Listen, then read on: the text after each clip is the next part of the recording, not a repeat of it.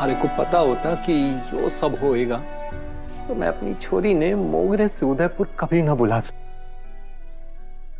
तूने अपनी जान हथेली पे रखकर उसे जन्म दिया और देख आज आज वो अपने जान का बलिदान देने जा रही है।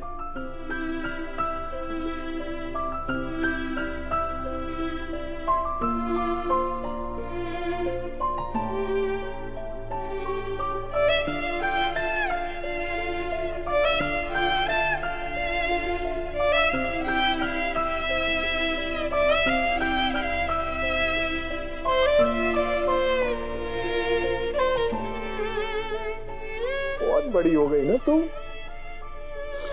मैं थारी जगह होता ना तो 100 बार सोचता यो फैसला लेने से पहले। पर तूने एक बार भी ना सोचा ना पूछा। शांत हो जाइए बाबू। अपनी जान की भी परवाह ना की तूने।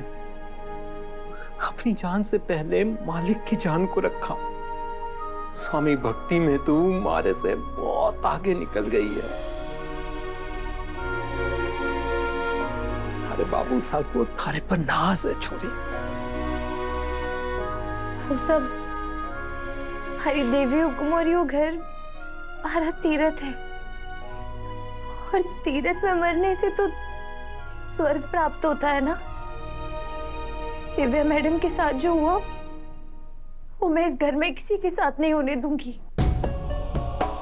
ठीक है, तू अपनी देवी हुक्म और अपने तीरथ के लिए अपना सेवक धर्म निभा। मैं भी अपना पाप का धर्म निभाऊंगा। हर निवारण हर उपाय सब कुछ करूंगा। कोई ना कोई रास्ता मैं जरूर निकालूंगा पर मैं थारे को कुछ होने ना दूंगा।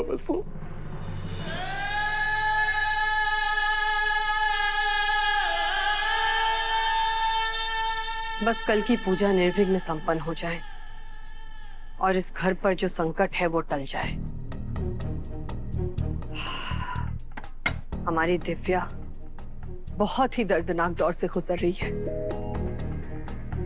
और हमारे देव की जिंदगी पर तो पहले से ही खतरा मंडरा रहा है। अब बस ये पूजा ही हमें हर मुश्किल से निकाल सकती है। हुक्म आपने बुलाया? आओ हनुमंत।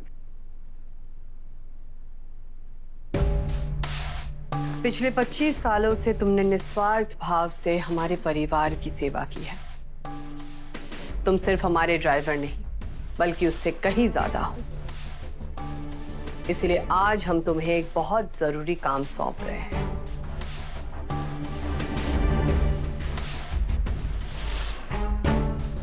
कल घर में बहुत बड़ी पूजा है और इस पूजा से देव की जिंदगी पर जो खतरा है वो टल सकता है।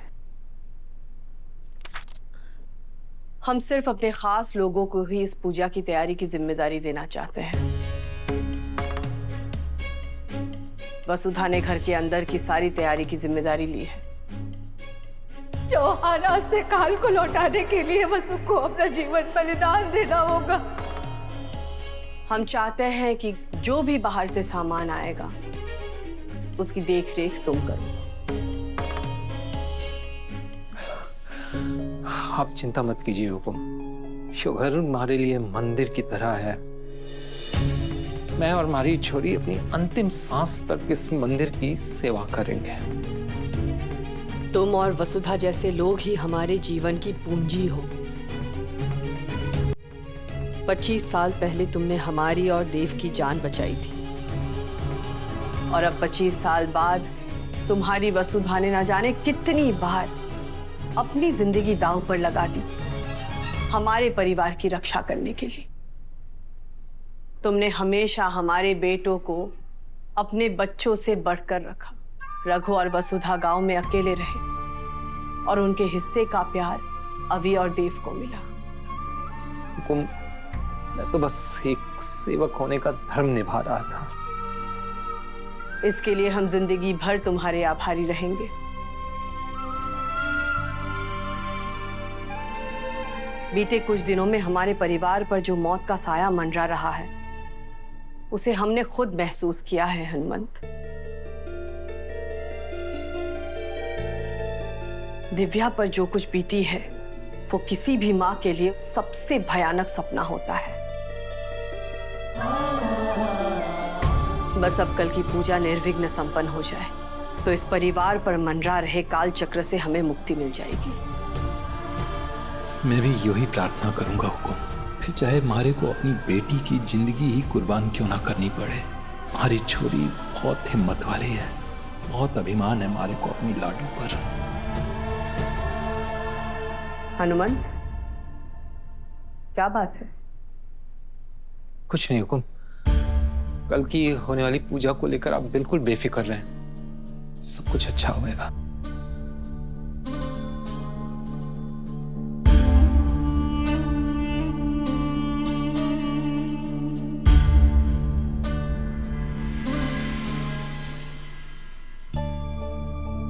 कुल्की, देख तेरी बाईसा थाली नए खिलौने लेकर आई है। ये देख, अगर थारे को थारी बाईसा आसपास ना दिखे ना तो बिल्कुल उदास मत होना। और बाबूसा ने तो बिल्कुल तंग मत करना। अब थारे को अपने बाबूसा का ख्याल रखना है। रखेगी ना? कुल्की तो हमेशा ही सबका ख्याल रखे है भाई साहब, पर आप ऐसी बातें क्यों कर रही हो जैसे बहुत दूर किसी यात्रा पे जा रही हो?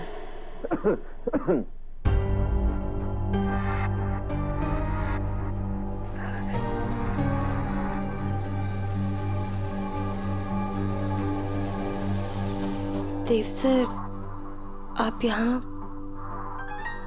तुम्हें ऐसे उदास देखकर इस बार को तुम्हें घबरा ही गया था कि कहीं तुम फिर से पीछे तो नहीं हट रही।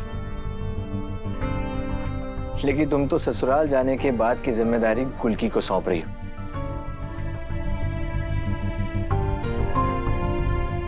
देखा कुल्की, तुम्हारी बाई साहब तुमसे और अपने बाबू साहब से कितना प्यार करती हैं, तभी तो इन्होंने ससुराल भी मायके के बगल में चुनी है,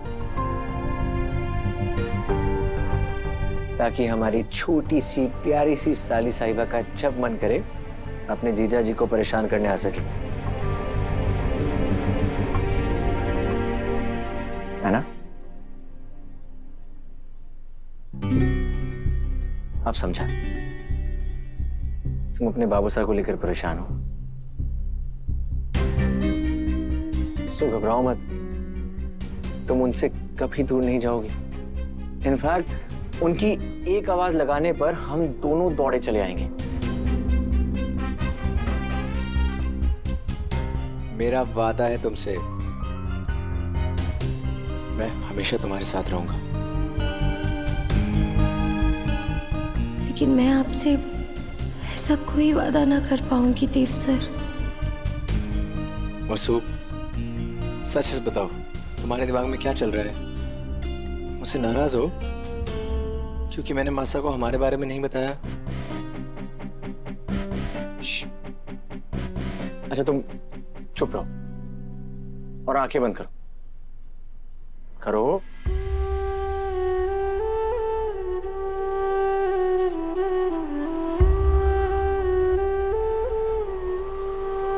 अब आंखें खोलो, फूंक मारो।